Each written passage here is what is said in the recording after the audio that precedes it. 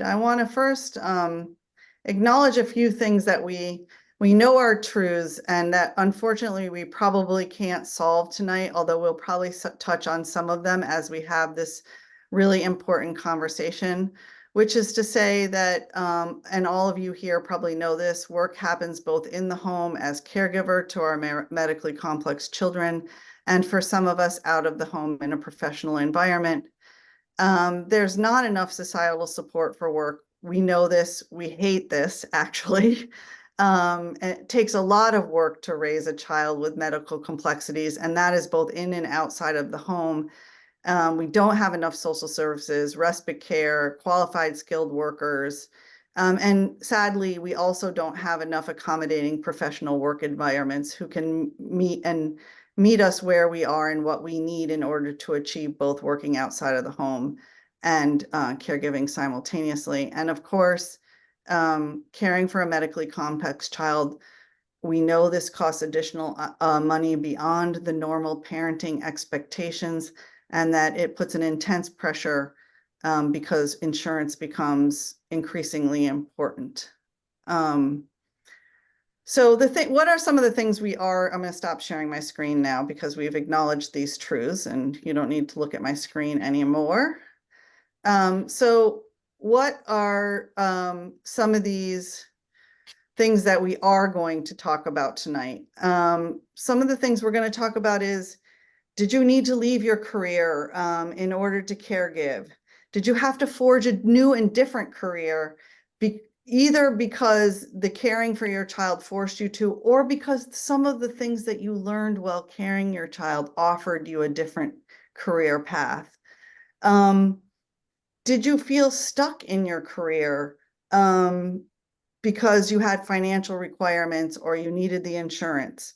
Perhaps the ideal career move came to you and the idea of disrupting your carefully laid care plans that you had for your child and caregivers that you had in place made you say, maybe I'm not going to make that career choice right now. Maybe you're at home as a full-time caregiver and you're loving every bit of it. And we can talk about that too. Or maybe at times you're frustrated or feeling lost without your professional identity that you maybe had before, or want something different or more outside of the home. And more importantly, how are we going to talk about this and how it's affected your emotions and how has it affected your own self-identity? Because these are the things that CPN can bring some support to you around. So there's so much to talk about tonight around work, and we really want, and we welcome our four panelists, or three panelists, and Blythe, who will also participate. She's the founder of CPN, to have this really robust conversation, and really want to encourage, after we get through a little bit of our conversation, for all of you to participate in this conversation. So I'll start and let Daniel introduce himself as one of our panelists. Hi, I'm Daniel DeFabio. I have a few roles in the rare disease space. One, I was a blogger for CPN. I was, and still am, the co-founder of the Disorder Channel, which is a TV channel for rare disease films and stories of patient experience. And I work at Global Genes as the director of community engagement. But the most important role was I was dad to Lucas, who had Menkes syndrome. And that changed my work life quite a bit, required a pretty drastic pivot when he was diagnosed and we realized what his care needs were.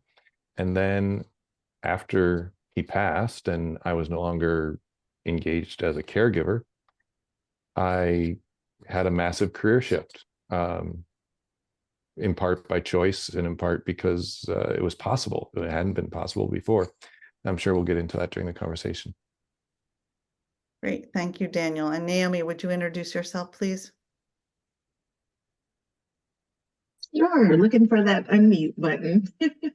So I'm Naomi Williams. I'm a Black female with shoulder-length Black hair that is currently in twists. I'm wearing an orange shirt. I have a green star balloon and a Your Number One balloon behind me, as well as I'm sitting in front of my son's artwork, which is the Noah Land flag, just to give a visual description. I'm joining you from what what was Muskogee land and what now feels like the pollen capital of the world, also known as Augusta, Georgia. I'm mom to a mischievous, lovable, full-blown 14-year-old. My work has been, I've done the gamut in and outside of the home, from unemployed to self-employed. Happy to be here. Thank you, Naomi. And Emily? Hi, I'm Emily. I'm one of the parent champions for Courageous Parents Network, and I'm excited that some of our champions are in here with us. I'm a mom to four. Our middle child, Chloe, was diagnosed in 2020 with a rare disease within her lymphatic system. And once she was diagnosed, her care became instantly overwhelming. And that kind of forced me into a position to have to leave my teaching career of 10 years and be her full-time caregiver, which I am still doing as of today. And I have a lot of emotions and feelings behind it all that I'm excited to talk about. Thanks, Emily. Thanks, Daniel. Thanks, Naomi. I thought we'd kick off. Blythe, Lord, Blythe, maybe you should introduce yourself, actually. So I am Blythe Lord. I am the founder of Courageous Parents Network, which I'm very proud of. After my children, it's the best thing I've ever made. But I get to take credit for starting it, but I very much acknowledge that everything that Courageous Parents Network has become since I had the idea to start it and put together the initial tiny team is because of all the people who joined in a professional capacity, like Jennifer, and then all of the parents and clinicians who have contributed, like Naomi and Emily and Aubrey and Lindsay and Maria, who are here, like that, and Daniel. It is CPN, I get credit for having the idea and putting together a smart group at the beginning, and then everything else is because of the people in the network. I really love this topic because it was my biggest issue when my daughter Cameron was diagnosed with infantile Tay-Sachs, which is always fatal in early childhood. And I'm actually surprised, Jennifer, when I think about it, that it's taken us this long to do this topic. Because one of my biggest issues for me was, and we'll touch on that in a second. Yeah. Yeah, so Blythe and I have talked about work a lot since we have been working together for nearly 10 years now. And we thought we'd kick off the conversation by just sort of presenting sort of the different ways that we personally thought about work and our identity and the transitions that it had to make, and just present that as a way to kickstart the conversation. So for me, in my own personal experience, I went into marriage and motherhood thinking that I always wanted to be a stay-at-home mother. That was part of my self-identity, I think, that I had just formulated going into it. It didn't become a reality until after my second child was born and I was staying at home.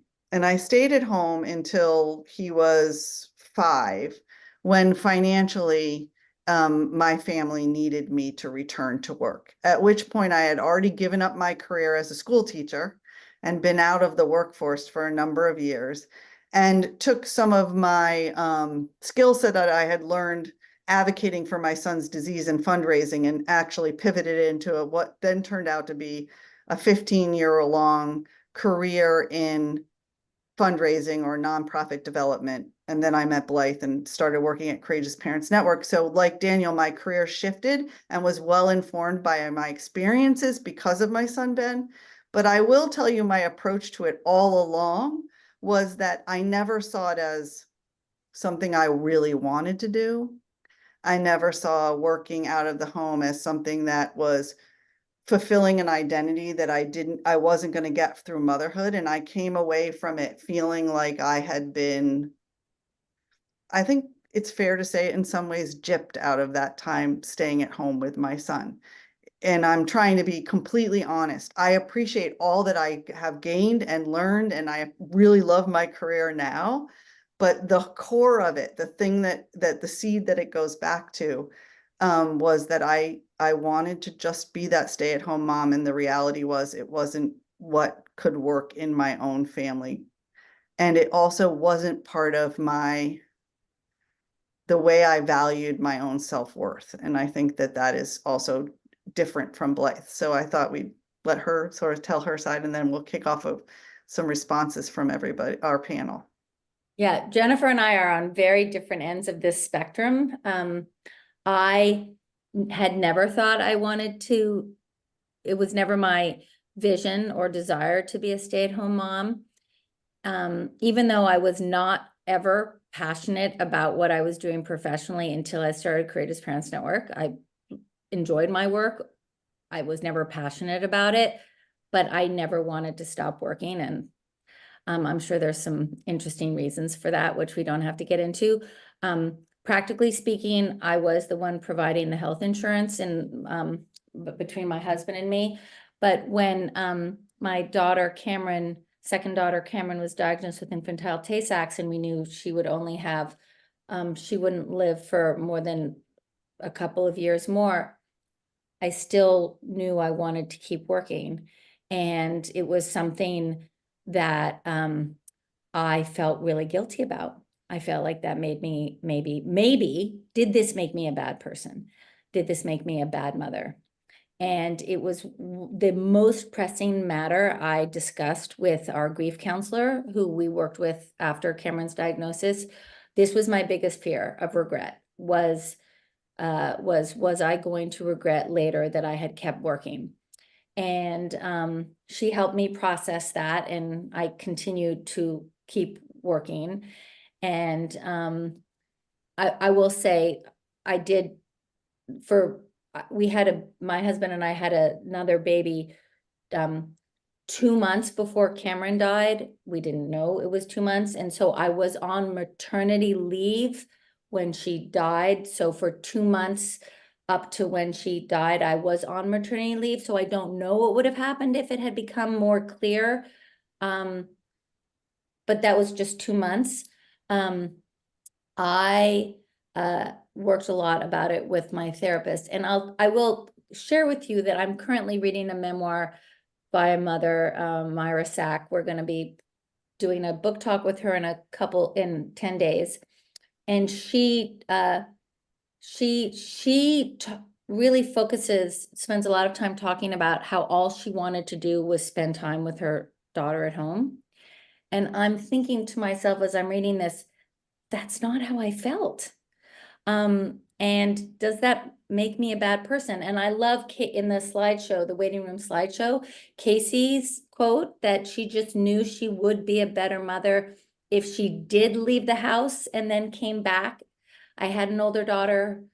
I just knew that if I came back at 5 o'clock in the afternoon, I would be a better mother than if I had stayed in the home all day. You know, there's a reason I didn't become a school teacher, right, Jennifer? Yeah, I mean, did. and I think it was the opposite for me. I would come home at the end of the day knowing that I had done a good job, but feeling heartsick over what I might have missed out on in my own household. And so I couldn't rectify the two, even as I was trying to be better in my career because I needed to, but still feeling like I was almost failing in my primary role, the role I saw as my primary role, which was as the mother of my 3 children, and most certainly the mother and carer for my most medically fragile child, right? So, I mean, this is just why I say to you that this topic involves so many facets, and that there's no one answer and there's no right answer. And I think the best thing we can do here is engage in a conversation where everybody brings forward what they have, and we get to validate that and acknowledge it, and see that maybe we're not alone in the journey because somebody else in this call is going to process it the same way we are. So I'm going to invite, and I have in no particular order, Emily or Daniel or Naomi to respond to anything that you've just heard as part of this. I can respond because I feel like I fall in the middle of between you two. So I had the pleasure of being a public school teacher for 10 years. And I adored my job, and I got to speak to this on Effie's podcast, Once Upon a Gene. So I'm really thankful for that opportunity as well. But I loved my job, and all I wanted to do was my job. And I think the timing was really hard for me because I was kind of at the top of my career when my daughter got sick, and I was getting a lot of accolades and recognition for a job well done, which for me, that's always been my driving force. Like when people recognize my good work, it makes me feel good.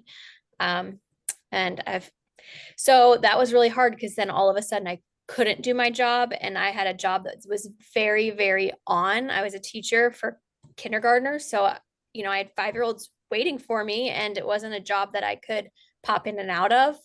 And so I like Blythe, I desperately wanted to work, but then at the same time feeling like Jennifer, where I was like, my daughter is going through something really hard, and she has to and she's comprehending all of it, and it's scary, and she has to get care in a hospital out of the state. And I felt like I needed to be there for her, but then I also I wanted to be there for those 25 5-year-olds that were also, I was also the most consistent person in their life sometimes as well.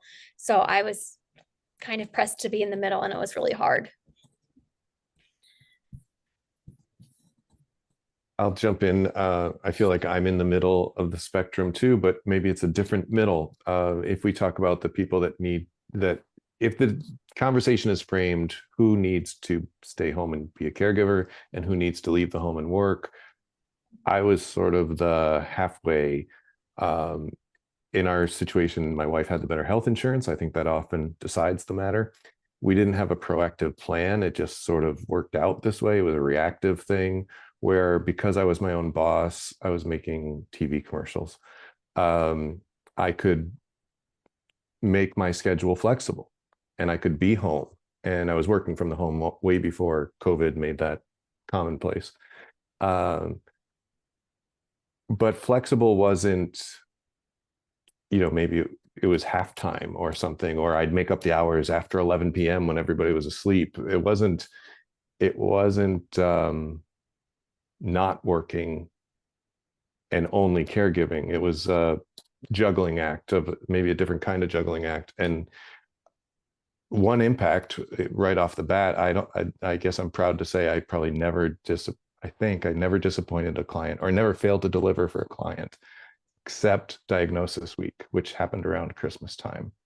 And we came back from that break, and the project I was doing was about 90% done, and they wanted more. And I was in a tailspin of, anybody who's been through diagnosis day would know.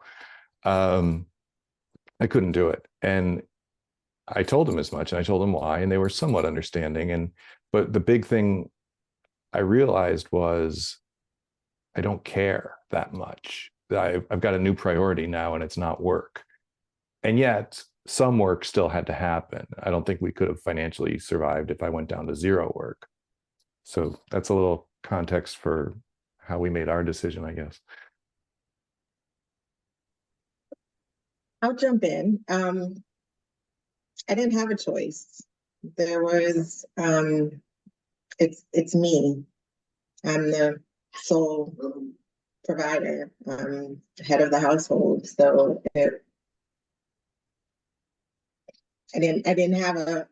well, that's not true. I did have a choice. I could stay home and be on government assistance, which I was for a little while Noah was in the NICU. He spent 5 months in the NICU after he was born. And during that time, I was looking for work, but wasn't happening. And then bringing home a medically complex child, there were no daycares that were going to take him. Thankfully, at the time, there was a medically fragile daycare that he could go to. And I started looking again for work. At one point, I was cleaning houses. I said I got my master's to clean toilets. And so just really working to figure it out. I I had a career and I had always been driven to, not so much all the accolades, but it was letters behind your name. Like, what are the letters that you can get behind your name? And the more you have, the more prestige. And I was well on my way. And then my blessing came along, Noah. And while having him, I was able to find a part-time position at our local hospital, which was fabulous. And it met our needs in the sense of being able to pay the bills and keep my sanity, because I was able to get out of the house and not, for me working, I was always afraid to work from home as a full-time caregiver, because then there is absolutely no outlet. But in 21, I decided to leave my job for my mental and physical health. And I really didn't have anything fully lined up when leaving, but I knew if I'm not healthy, I can't take care of him. And so I have been my own boss for almost 3 years, and I'm figuring it out, and we are thriving and we're doing well. So I think everyone really touched on a couple of things that I think we should try to explore a little bit more, which is, I mean, Daniel, you said the words, we didn't really have a proactive plan. And, I think in my own household, that's kind of how the division of labor sort of worked out as well. We didn't have a proactive plan of, okay, you're going to go do this, other than my husband was the one that had the health insurance, and he had to, and I think if he were here tonight, he would say to you, he probably limited some of his career choices because he felt that responsibility immensely and didn't choose certain things. So, but we didn't proactively discuss it. It just sort of came to pass. And that along this path, all of us, I think, are making career accommodations, whether that's your career accommodation was you envisioned yourself as a stay-at-home mother and now you're going back to work and you're having to find a job that meets the needs of how you can actually achieve both of those goals, or you're the mom that wants to have a very big, high-powered career, and now you're trying to find both an employer that's understanding and negotiating your relationship or whatever that is in your household, or in Naomi, in your case, trying to do all of it simultaneously. And I think that it would be interesting to hear from each of you, maybe how that played out in your house, or, that division of labor, and who was maybe more accommodating, not who was more accommodating, but how did you make more accommodations within your household, whether that was with your spouse, with your work employer, or with yourself, and so I'd be curious if Daniel, Emily, Blythe, or Naomi, if you have thoughts on that. I think for us, my husband was, everyone knows teachers are not paid very well. But my husband was the main provider for our family and carried all of our insurance as well. So I think for us, it was financially that I was just kind of, this is what I had to do. And that's been a struggle we've worked through these last 4 years, because if I could go back to teaching tomorrow, I would. And so I have a husband who leaves the house every day and also works out of state. So it means he sleeps in a hotel room where it's quiet and there's no kids and there's no task at hand in between shifts sometimes. So we've had to work through a lot of resentment with that decision, and with me, and we both acknowledge it and we know it's there. Like, he will say, I'm really sorry that you don't get a break. Or he'll say like, oh, try to find someone to hang with Chloe so you can go catch a break. And like, it's, and it's like, oh yeah, that's an easy thing to do. So that's kind of been a part of our marriage. And it was not even a question really. We both, when she was diagnosed and we realized her care would be full-time, we didn't have to say it. It was just it's me. Yeah, I understand that. I definitely did at times feel like the default answer, even as I went back to work, I was the one getting home by 3 o'clock in order to make sure that I was meeting the kids and doing the thing. But these are, like I said, these are the accommodations that we adapt to and we have to think about. And how do you forge your career, especially one outside of the home, around those accommodations? And Blythe, maybe you could speak to, did you have an accommodating work environment?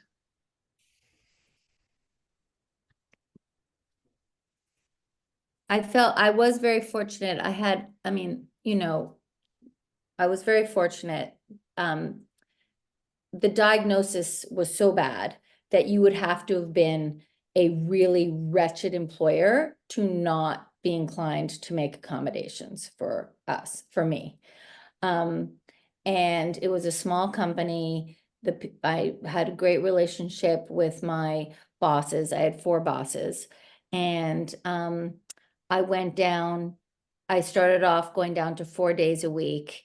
And then what I did is I stayed at 4 days a week, but I started only coming in at 10:30 in the morning. So I would have the morning, and they were fine with that. So that was an accommodation they made, and everybody was very, very compassionate and sympathetic. You know, I don't know what would have happened if my daughter's life had been longer. Like, on one hand, it's sort of, one could argue, not impressive that when she only had 18 months, when she had such a short prognosis, why didn't I just decide to spend those months? Or maybe I would have changed my mind about my relationship with work if I had had time to adapt to being a caregiver, and she was 6 and 8 and 10 and 12 and 14 years old. Maybe it would have been different. We will never know. Or rather, more importantly, I will never know.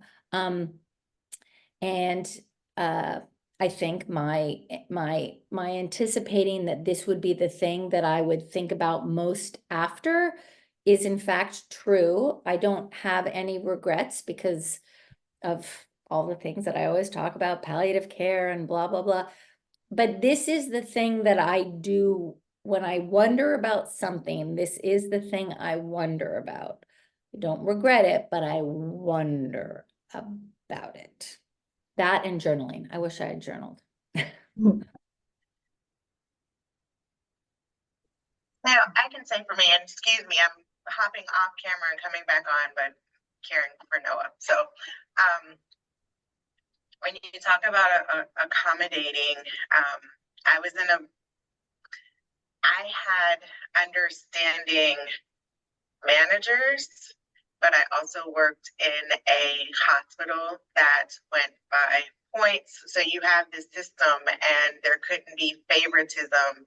So while I had understanding managers, not all of my colleagues were as compassionate is the word I'll use.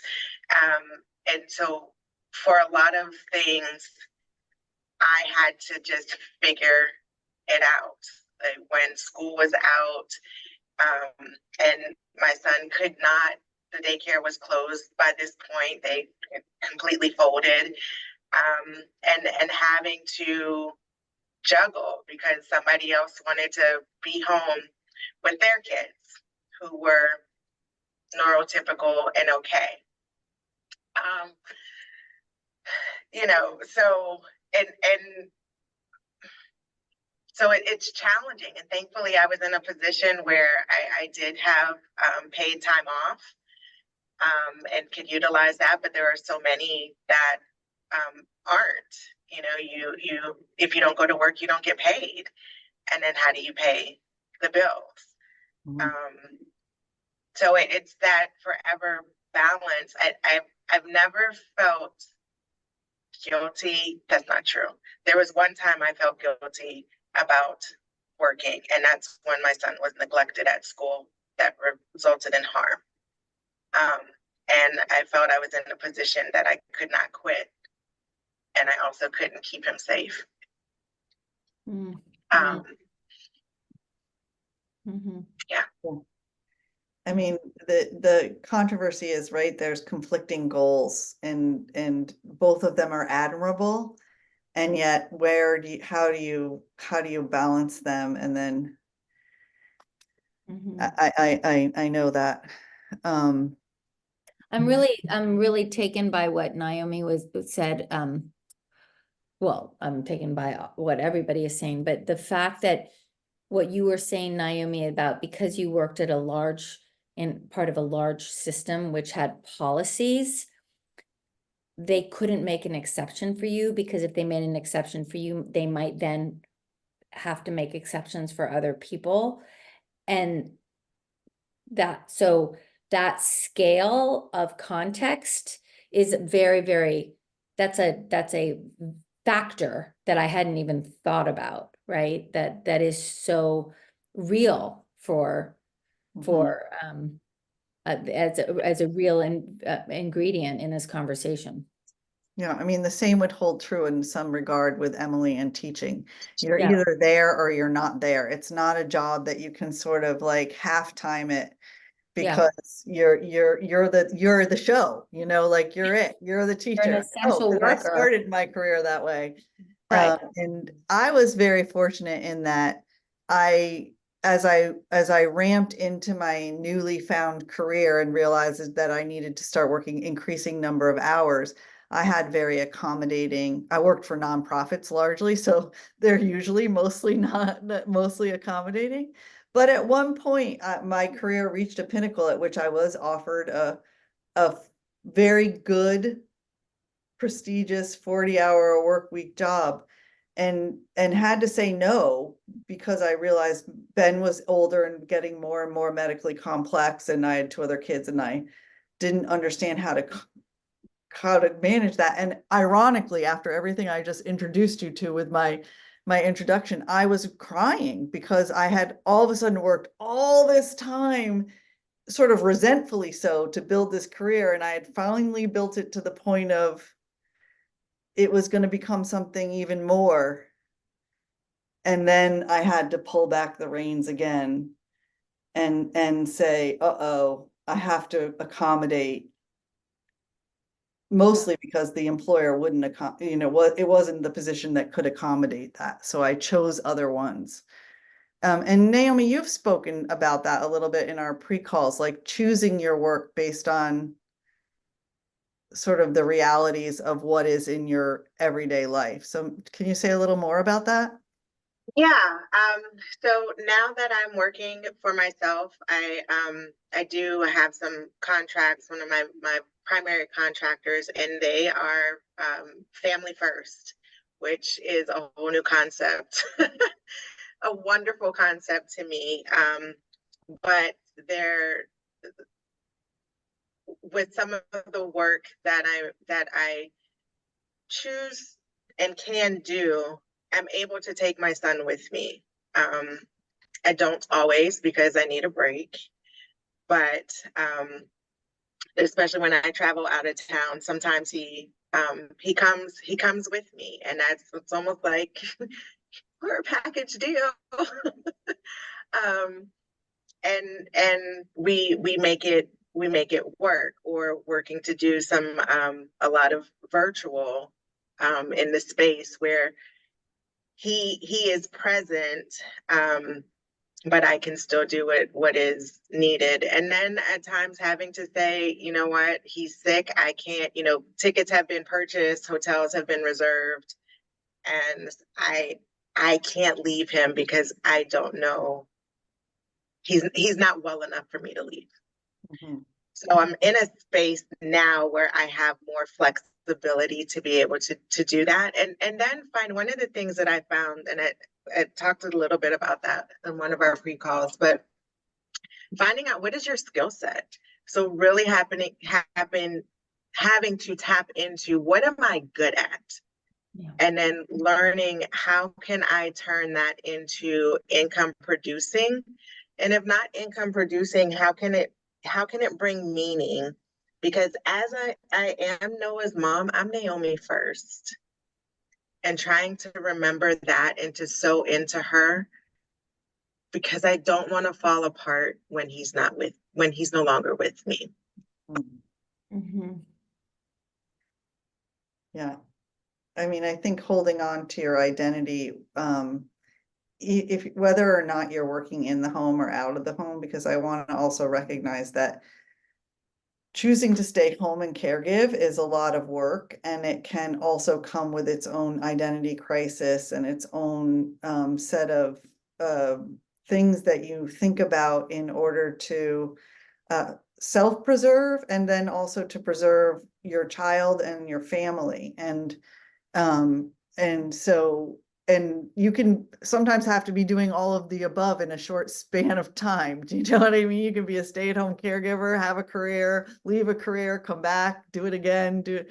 You know, we live in a repeating cycle almost with the lifestyles that we live. So I want to also acknowledge that for anyone that's at home and is that full-time job is actually caregiving, that it can lead to the identity crisis that you spoke about and Emily spoke about. Yeah, and if I can put a little finer point on that, Jennifer, I think I didn't learn until many years too late that the caregiving job is separate and distinct from the parenting job. You're going to do both, or somebody's going to do both, but it's really as much work as parenting is. Caregiving is that much work again. And then if there's a paid job for income, are you doing three things at once? Mhm. And I think so much of the great work you do at CPN is around grief and different types of grief. And I think our expectations, we grieve our expectations. Our expectations are rooted in what was supposed to be. Like Mhm. it was supposed to just be parenting, not caregiving, right? Or it was supposed to be both of us could work, or I could work and be a good parent. And the supposed to be goes out the window with, you know, special needs kids or medically complicated kids. Yeah. Yep. Well, very well said, Daniel. Thank you for bringing that forward, because I think the expectations is part of the hardest piece of figuring out this work thing, beyond all of, like I said, the societal restrictions of insurance and needing to have money and all of that. But I think the expectations are what we think about at 2 a.m. And when we start to really evaluate our identity around career and what that means. And especially sorting it out with all the people around us, right? Because that identity is influenced by your employer, it's influenced by your spouse, it's influenced by your friends that are around you and how much they value your caregiving versus your work outside of the home. You know, it has so many layers that come with it. I want to just jump in, and I want to add a little, name something that I don't think has been said. I have no doubt that one of the reasons I wanted to keep working was that I didn't want to be holding my daughter, who I knew was going to die, all day long. It was just going to be too sad for me. So going to work wasn't just part of my identity, it was an escape. And it wasn't just an escape because I got to be self-actualized in nicer clothing with colleagues who would talk to me about other things. It was an escape from what was happening at home, which was really sad. I mean, there was a lot of beauty and joy concurrently, but at the core, there was this, it was just difficult, and I didn't want to be looking at it all day long. So I haven't said that, and that is true. There's an element there that I only learned about because Jessie Fine wrote about it for you guys in her blog, but that work not only is an escape or a release valve or whatever from the pressures of the home and the care situation, but it's a different community. And we know with medically complicated kids how much isolation is a new part of our life. And if you have the work community, that may be your antidote to isolation. It didn't work for me because I was a shop of one working from home and I didn't get the community aspect, but at least I did get the change of headspace, from caregiver mode to let's focus on some less important tasks that will pay money. Yeah. Yes, I think isolation is a big part of it. And I forgot, I was reading a grief blog website this week, and they talked about those sort of tangential relationships that you have, and how those loose relationships is what I think they call them, are actually so very critically valuable in your life, both as a grieving individual, but also I think during the period when you're caregiving and feeling so isolated, that those, organizational things that we do like work or church or whatever the community-based thing is, are so critical to helping us maintain our self-identity and our health, our well-being, because we feel less isolated. But yeah. Okay, so we thought we were gonna do a little thing where I love with CPN, I love to say that one of our sort of unofficial mottos is name it to tame it. And so I was going to do a speed round where we invited everyone to sort of name a feeling, because I think sometimes we forget, we talk so up here about all of the, we talk about isolation and we talk about identity, but what is it making you feel is really, at the end of the day, the thing that comes back and helps you really digest and understand. So when you think about work and what it means to you, I'm just going to go in order of how I see you on the screen. Name a feeling, and then at the end, if anybody else wants to chime in and talk about their feelings around work, or maybe it's one, maybe it's two, maybe one rose higher than the other. Just what does it bring forward? And I will start with you, Emily. I think my word would be lost. I just don't know. I think the fear of the unknown, we always talk about that. And my whole future is unknown right now. And so lost. When will my career be mine again? Okay. And Naomi? I would say present or presence. Working to be present in every moment. Caregiving, parenting, working, they're all blended into one for me. So dissecting each one and trying to be present in each space, but then also working to be present for my son and for myself. So figuring that out. That's just the word. Present. All right. And Daniel? I'm going to go with pride. I think for my early life, my work was a source of pride, but then after Lucas, that had to shift and I needed to let go of that. And it's a very different kind of work. And, I don't know that you can, there's plenty to be proud of with the way we cared for and raised Lucas, but, the work of changing diapers for 10 years is not one to instill you with pride, for example. Yes. Blythe, you want to take a go? I'm gonna say acceptance. Just cutting both ways. Just acceptance. Okay. I think I would have said, while I was caring for Ben, my word would have been guilt. I for sure was always feeling like I wasn't doing anything right, whether that was my work outside of the home or my work in the home, because I felt half present at all of it all the time. I think now my word would be reward, because I feel like my career is so much a reward from all of that I learned along the path, and now doing my work at CPN, and it feels somehow like a reward for all the guilt and half being all the time. So those would be my words.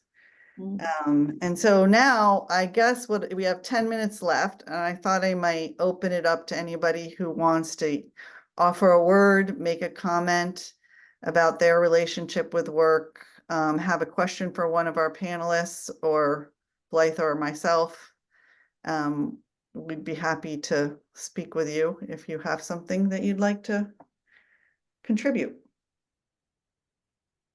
Like maybe you have your word. People have words. I'll share mine. I think work has always been part of my identity. And it looked different when Jacob was part of it. And I actually had to, I don't know, I struggle with my video. And I had to cut down my hours. And I realized now how lucky I was that I could work part-time, that my employer was able to have me a completely flexible schedule. I actually quit. And I quit after having had to call 911 in the morning, ending up in the ER in bike shorts after been to spin class. And I realized I didn't even bring my phone. So in the trauma unit of the ER, I'm calling into work and saying, please, I have to, reschedule all my meetings.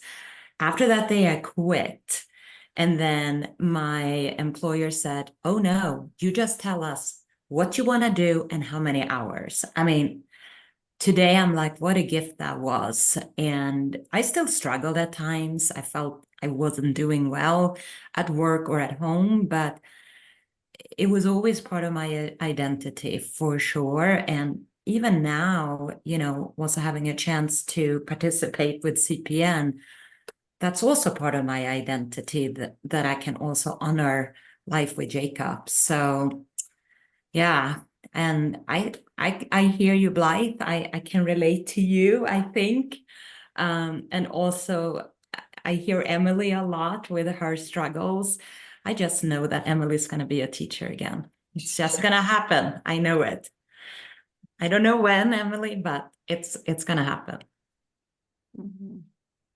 Thank you, Maria. Yeah. Anybody I else? have a question. So my question would be for those of you who went back to work while caregiving, how do you do that? How do you have the brain capacity to hold all the things that very much are a full-time job and also be able to be good at something else, right? Is it finding the right amount of caregiver support? Is it, I don't know, what tips or advice would you all have for that? Because sometimes as I try to take on more, I struggle to think of how on earth am I going to keep every one of these balls in the air? Mm-hmm. I appreciate that question, Lindsay. I will tell you, Naomi said, what are you good at? One of the things I'm really good at is compartmentalizing. So I think if I'd been my sister, who I'm just using as an example, she couldn't have done this because she's not a compartmentalizer. Everything would have just bled into everything else. So for better and for worse, that served me. I also would be on the phone at work, like talking to insurance. So home was bleeding into work. It just was manageable. I will say it was manageable. And my daughter's condition was such that we were not having to be in the hospital. We were not having emergency events where we had to drop everything and be hospitalized for 5 days, which I think is a really important point, because that would have disrupted this seemingly elegant balance that I had created. It would just happen to be that wasn't the truth of our situation. First, before I comment, Lindsay, I want to also invite anybody else who's on the call, aside from the panelists, who, if they have advice to give Lindsay, to please chime in. My comment would be that you will drop a ball. It will happen. There's no way to avoid it. The best thing you can do is figure out what feelings are going to be attached to that and how you're going to process it when it does happen. But you'll have the capacity to absorb the information that you need to. I mean, I didn't go back to work until, let's see, Isabel was 3, so Ben would have been like 5.5 or 6. So I had been home for nearly 6 years, or 8 years, because I left shortly after Noah. So I had been home for a really long time. So returning to the workforce, and I only started with a 20-hour work week job, so I could do it, bits and pieces and here and there, and work my way up and into it. And you have to have good caregivers, and you have to have an employer that's willing to let you leave in the middle of everything, because you're going to have to. But your brain will absorb it. And in some ways it's a relief, because you think about something different, so that you're not as stressed out about the caregiving things when they come about, I think, a little bit. I mean, I think, Emily, you're feeling that pain of all of a sudden I'm completely immersed without the distraction isn't the right word, but the input from an outside experience, and it can be overwhelming.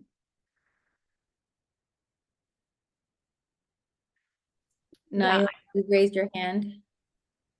Go Oh, ahead, sorry, Emily, No, and go then. ahead. I was just going to comment to Lindsay, just being home and having a child that can go in and out of the hospital and has a bunch of appointments and medical needs and things like that, that even taking on like the small tasks, like you've said, like parent champion program or other things people have asked me to do, just knowing my wheelhouse. And like still like where I'm like, might drop a ball, like might miss a meeting, or like something completely happened where I'm like, I get in the mindset where like, well, how can I do anything? I can't even do this small part-time thing if I'm dropping the balls there. But so I can, not that I haven't answered your question, but I can definitely relate to how you're feeling and your thoughts.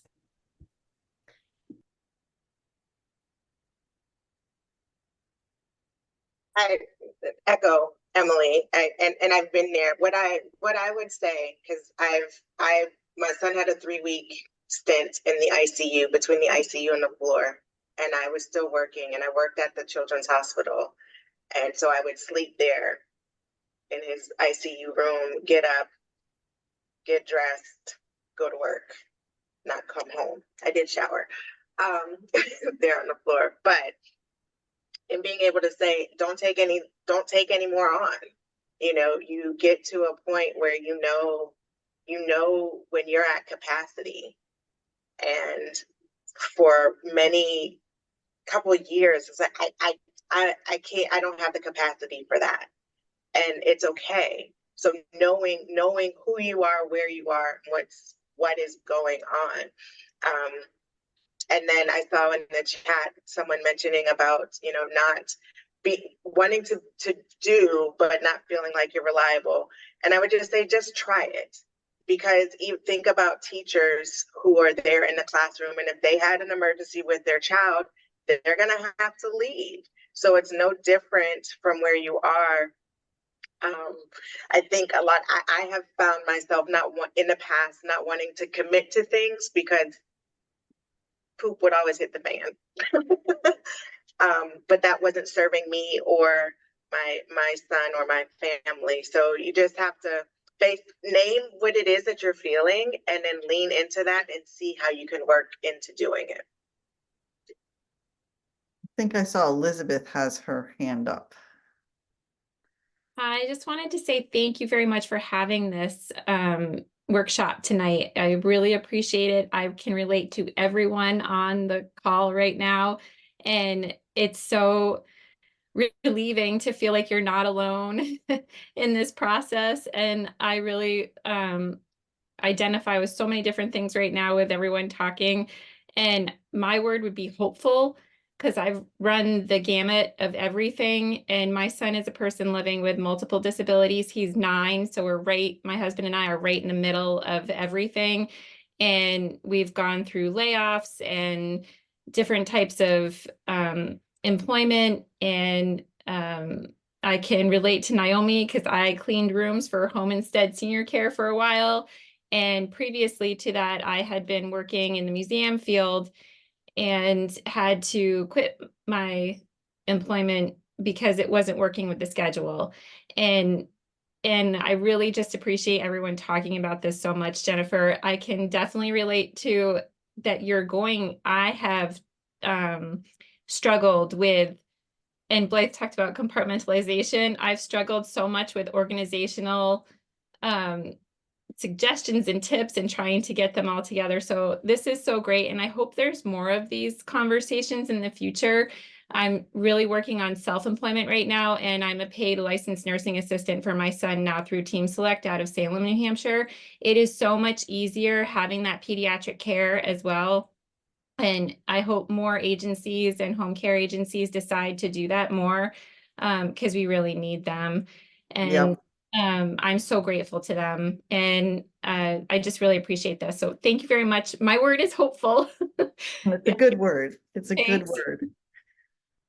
Thank you, Elizabeth, for sharing all of that. And we hope to have these kind of conversations again.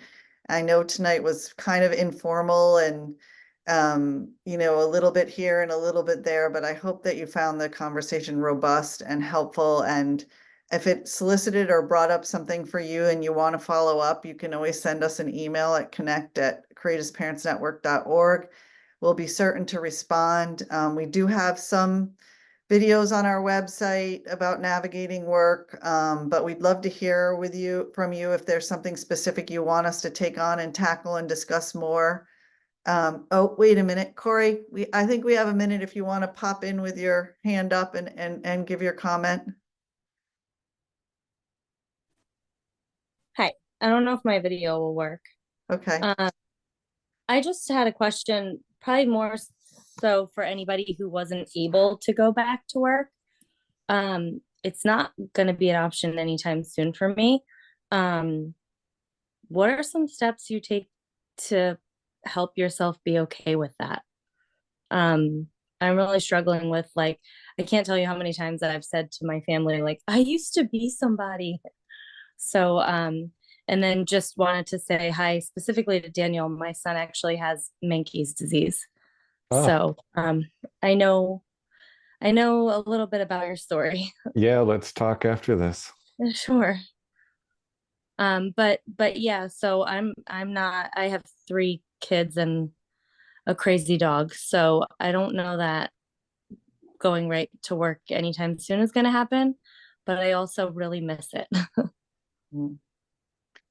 I think from my end, and Naomi, maybe you can offer more of this, but to try to consciously, and I know it's hard, especially when you're caregiving and, you know, your seconds between things are like none, but try to really recognize the skill that you had or the talent that you brought to the thing that you're doing as you're caring for your child, and just say, you know, today I accomplished, and use words like that, the words that actually empower who you are and what you accomplish along the path, because those are the things that are going to stay with you when you do go back to work. So try to, you know, today I was able to organize this and make this happen for my son. I was a good project planner to make this happen, and really try to frame it in those ways, but then also put down the feelings that go along with it. I mean, you heard me already say that you got to name it to tame it.